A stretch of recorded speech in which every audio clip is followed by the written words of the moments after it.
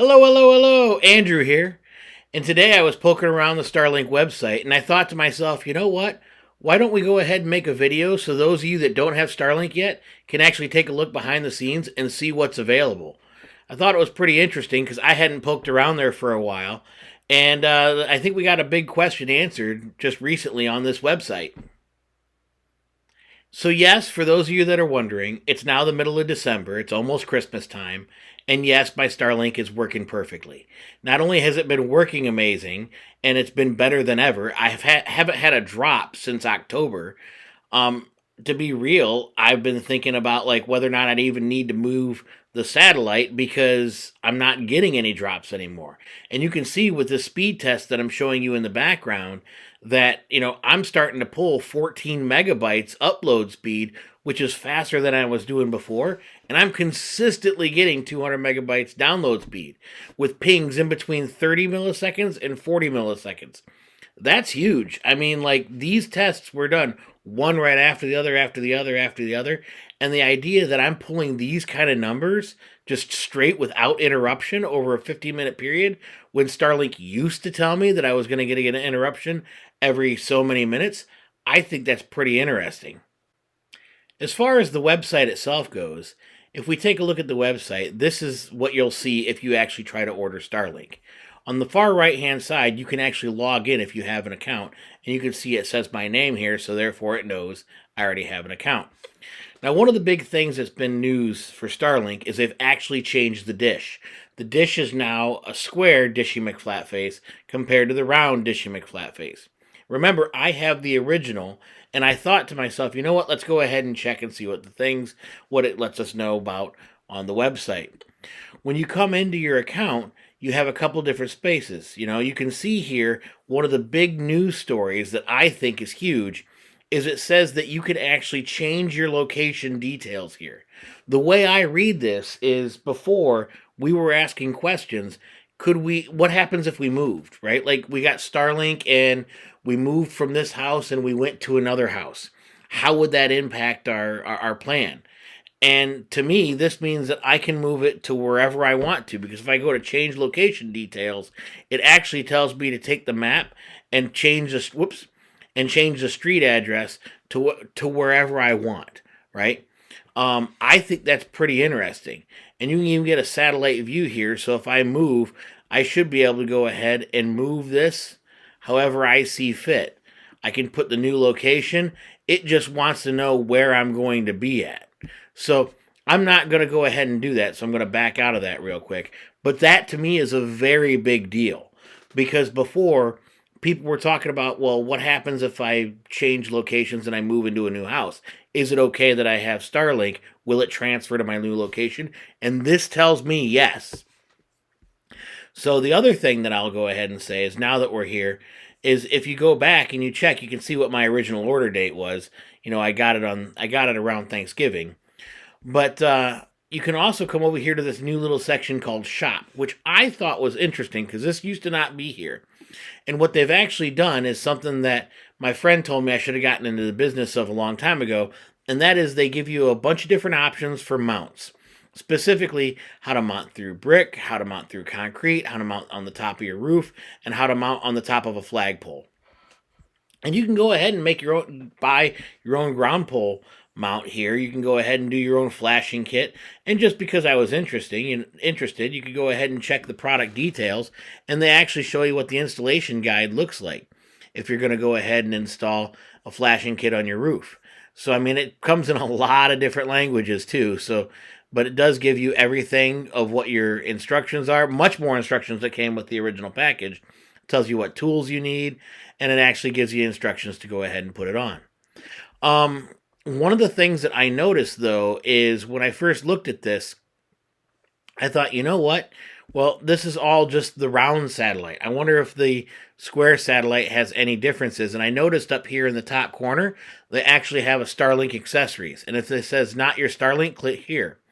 Well, that's when you can go ahead and you can choose to go click accessories for the other version, the square edition McFlatface.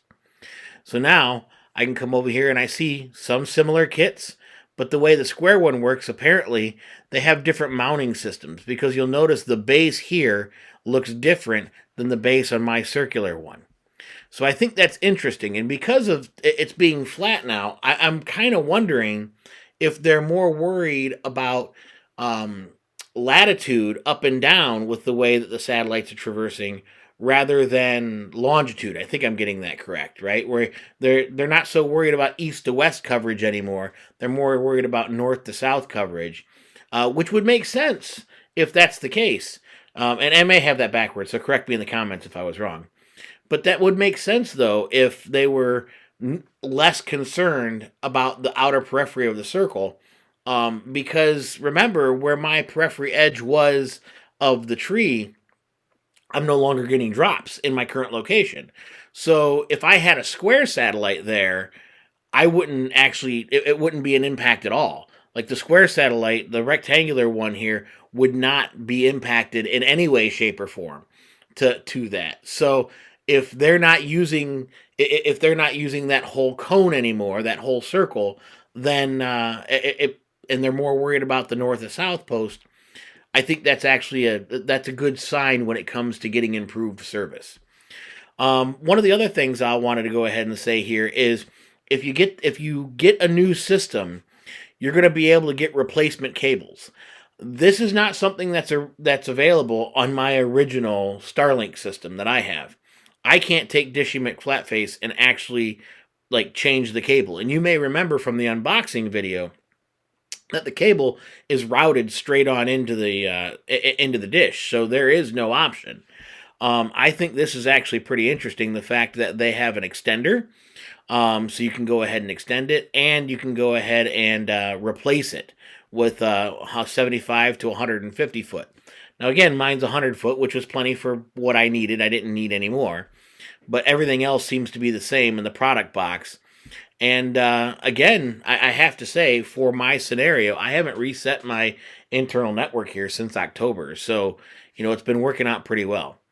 When you come over here, though, to support, there is a couple of things I do want to touch base on. And that is, not only does they tell you what comes in your Starlink kit, they talk about there's no data caps, yada, yada. But the big question that I had was, all right, I was new, and I was one of the very first beta testers here. Could I, if I wanted to, exchange my old Starlink system, pay a fee, and buy the new rectangular Dishy McFlatface? And in here, it does go ahead and, I want to say, cancellation and refunds if you check. Can I return my mount accessory? No. There was one of the questions I actually came across here where it specifically stated that no, you cannot change from a level 1 to a level 2. And the reason why is because, can I exchange my Starlink right here? That they appreciate your interest in getting the most recent version. However, the two systems actually, they're comparative as far as they run very similar. So that way you don't have to worry about a performance detriment. You're not the most fashionable kid on the block anymore. But because they're trying to get these out to as many people as possible, they're saying that no, at this point in time, they're not allowing you to exchange. One of the other questions that you could ask is, can you get multiple Starlinks? And you need to have a separate account, so you can't have a Starlink. You can't have multiple Starlinks at your home account. Say you wanted to put one on an RV and one on the house. You can't have that. You're going to have to take the one from the house and then say where you're going, change the location, and then come on back when you move back. So I do think that that's interesting. But that's pretty much it. All in all, in a nutshell, I tend to be really happy with Starlink as a whole, as I said. I do think that, now that all the leaves have fallen and, I haven't had a problem since October, that I'm going to let it go still even farther, because if we're not using the entirety of that circle and we're using just the space now, that would be the same space that one of those rectangular satellites or dishes are using. I may not have to move my dish anymore. And if that's the case, it's in a better position for me to be able to get to it if I ever had to troubleshoot. So I think, bravo. The fact that you're hitting 30 to 40 millisecond pings now, Starlink, I think you guys are doing phenomenal. The improvement from when I got it, it was already the best internet I already had back in February when I first got it and turned it on. But now, like, I'm getting 14 megabytes upload speed.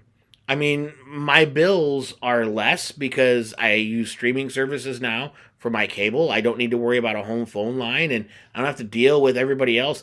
Other people around here get outages for internet all the freaking time, and I don't have any issues. So I have to say, this by far is still coming up to Christmas. It's still the best decision I made in 2021.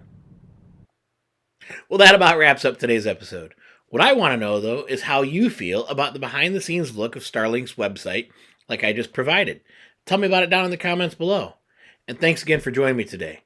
If you haven't done so already, please hit that thumbs up button, click that subscribe button, and consider sharing this with one of your friends. It really helps out the channel. And if you haven't done so already, make certain you nick that notification bell so that way you go ahead and get notified every single time we produce a new episode. Here at the Dad Manual, we try to produce episodes twice every single week. If you like this video, please consider checking out this video. It's about Starlink and the FAQs. It's one of the better ones that I've done, and I think we answer a lot of questions. And until next time, I'm Andrew Sherman. This is the Dad Manual, and remember, failure isn't bad. Failure to try and learn is. Have a good one.